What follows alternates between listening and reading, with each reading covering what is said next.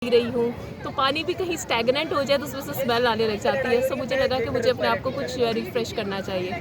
सो उसके बाद like after working 12 years मैंने अपना एमफिल स्टार्ट किया। मैंने सीएसएस की अटेम्प्ट में अपेयर हुई, अपनी स्टडीज़ को कंटिन्यू किया। फिर मैंने ब्रेक ली स्टडीज़ अपने प्रोफेशनल कैरियर से, एंड देन उसके बाद मैंने जब 2 इयर्स की ब्रेक के बाद मैंने दोबारा से अपना प्रोफेशनल कैरियर कंटिन्यू किया। तो सबसे पहले जो एक ऑप्शन आया मेरे माइंड में, क्योंकि मैंने अपने स्टार्ट ऑफ द कैरियर जो था वो भी ब्लू फील्ड से किया था। ज़िंदगी में पहली दफ़ा किसी को पढ़ाया था तो वो भी ब्लू फील्ड में पढ़ाया था। और उसके बाद जब मैंने सोचा कि अब इस ट्रांजिशन के बाद मुझे कुछ कंटिन्यू करना है तो वो ब्लू फील्ड से करना चाहिए। जी, जी। सो अच्छा, ये बताएँगे ब्लूमफ़ील्ड में आपने जॉइन किया और स्टूडेंट्स के साथ आपका इतना अच्छा लाइज़ोन, ये क्या तरीक़ाकार और इसको ये आपने कैसे डेवलप किया?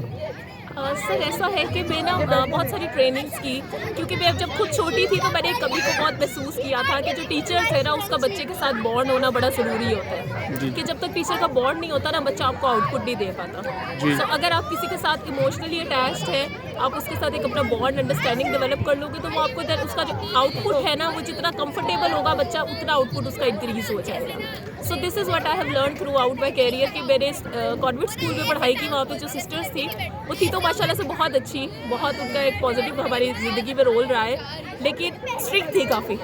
जी, जी। तो वो मुझे एक जो था गैप फील हुआ सारी ज़िंदगी के, नहीं हमें टीचर को जो है बच्चे के साथ अटैच होना चाहिए। सो उसकी वजह से मैंने अपनी पूरी जितना भी कैरियर है प्रोफेशनल कैरियर में मैंने सबसे ज़्यादा जो कोशिश महसूस की है कि हमें इस चीज़ को लैक नहीं करना चाहिए कि वो जो ट्रू एसेंस है ना टीचिंग का, जी, कि जी। नबियों का पेशा है तो हमें उसको उसी तरह से लेके चलना चाहिए कि लोग हमारे से डर के भागे ना बल्कि हमारे पास आए। जी, जी, जी, तो बिल्कुल। आप कहीं जाके बैठे तो सब बच्चों को भाग के आना चाहिए कि ये टीचर अडम है, इनके पास जाना है। मतलब हम कुछ भी कर देंगे दुनिया में गलत तो एक ऐसा इंसान है जिसके पास आप जाएंगे जाके कुछ बताएंगे तो वो आपको जो है वो टोकेगा नहीं, डांटेगा नहीं, लेकिन वो आपको सोल्यूशन देगा। सो इस वजह से मैंने अपनी टीचिंग स्ट्रेटजीज़ को जो है वो सारा चेंज कर दिया। चलें मैम, ये तो हो गया आपका स्टूडेंट्स का और आपका लाइज़ोन। अच्छा, ये बताएँ कि यहाँ ब्लूमफ़ील्ड में जो आपकी ब्रांच के टीचर्स हैं और टीचर ख़वातीन भी हैं, आप उनके बारे में कुछ बताइए?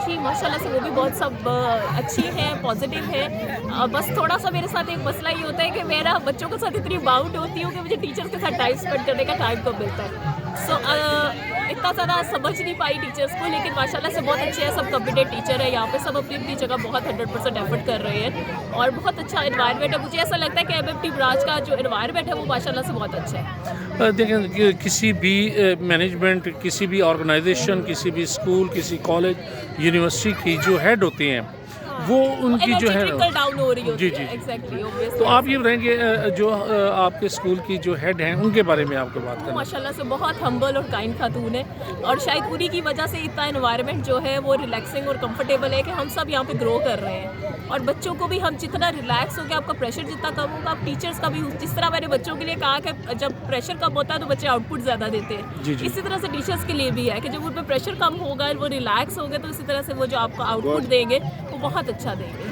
अच्छा मैडम, ये बताएं कि आप स्पोर्ट्स के बारे में क्या कहेंगे? आपके स्कूल की स्पोर्ट्स के बारे में और अपनी ज़िंदगी में आपकी जो है वो स्पोर्ट्स आपने कभी की या आप इसको लाइक करती हैं? अच्छा, ऐसा है कि फिज़िकल एक्टिविटी जो है वो किसी भी स्टेज पे जो है वो बहुत इम्पॉर्टेंट है आपकी लाइफ में, आपको एक्टिव रखने के लिए। अब जैसा कि दौर है आईटी का, टेक्नोलॉजी का, तो बच्चों के लिए फ़िज़िकल एक्टिविटी इसलिए ज़रूरी है कि उनके पास इतने ज़्यादा गैजेट्स जो हैं, जितनी ज़्यादा हम मशीनरी यूज़ करते हैं, इलेक्ट्रॉनिक्स यूज़ करते हैं, तो आपके पास उतने ज़्यादा नेगेटिव इलेक्ट्रॉन्स जो हैं वो इकट्ठे होते हैं। सो उसकी वजह से अगर आपको अपनी वो नेगेटिव एनर्जीज़ को रिलीज़ करना है तो सबसे बेस्ट चीज़ क्या है कि आप एक्सरसाइज करें, वर्जिश करें। और हेल्दी रखने के लिए खुद को सबसे बहुत ज़रूरी है कि आप हेल्दी खाएं और हेल्दी जो है वो एक्टिविटीज़ करें। अब जैसे कि आपके पास हम बजाय के पूरा दिन जो है एक रूम में बंद होके जो है वो गुजारने के बजाय अगर हम अपनी कुछ 20 मिनट्स की, 30 मिनट्स की या 40 मिनट्स की मैक्सिमम एक्टिविटी रखेंगे डेली की, तो हमारे लिए बहुत अच्छी ग्रोथ का सबब बनेगी। सो हमेशा मुझे ये लगता है कि नेगेटिविटी में से भी पॉजिटिविटी ढूंढ के कंस्ट्रक्टिव काम करने की तरफ ज़्यादा रुझान करना चाहिए, जिससे आपको जो है वो हमेशा एक अच्छा मैसेज मिले, एक अच्छी चीज़ आप स्प्रेड करें, क्योंकि ऑलरेडी दुनिया में बहुत नेगेटिविटी है। चलें, हम आपके लिए दुआ गो हैं कि अल्लाह रब्बुल इज़्ज़त इसी तरह आपको इज़्ज़त दे और अल्लाह रब्बुल इज़्ज़त आपके स्टूडेंट्स जो हैं वो कामयाब हों। Thank you very much.